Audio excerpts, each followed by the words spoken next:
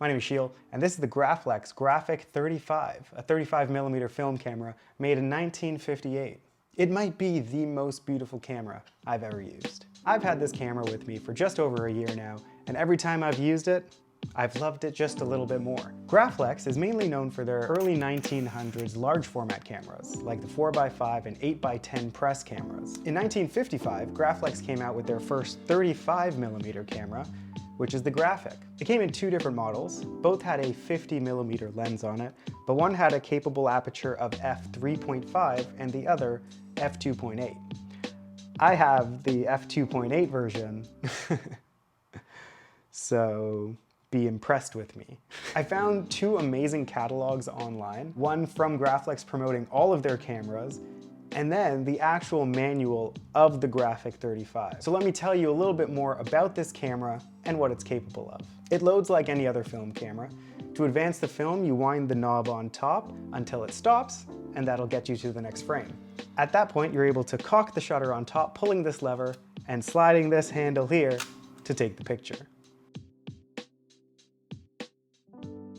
This lens is very sharp and produces really nice images.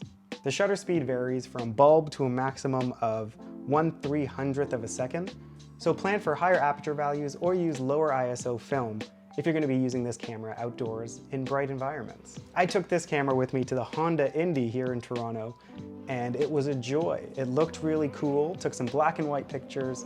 I even printed one of them. The live stream is linked below for this image. That's pretty sick. And that was a lot of fun to take. I had to track the car like that to take the picture. Now, the most beautiful part of this camera and what caught my eye right away was the way that this camera focuses and displays information on top of the camera.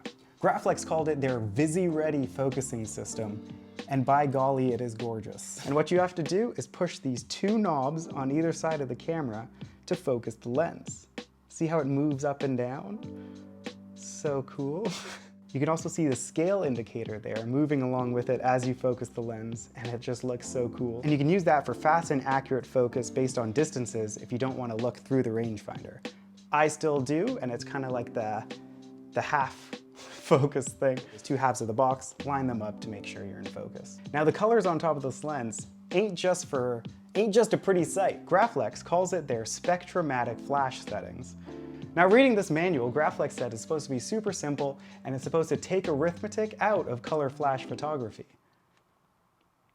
I don't know about you guys, but I didn't know that there was arithmetic in color flash photography.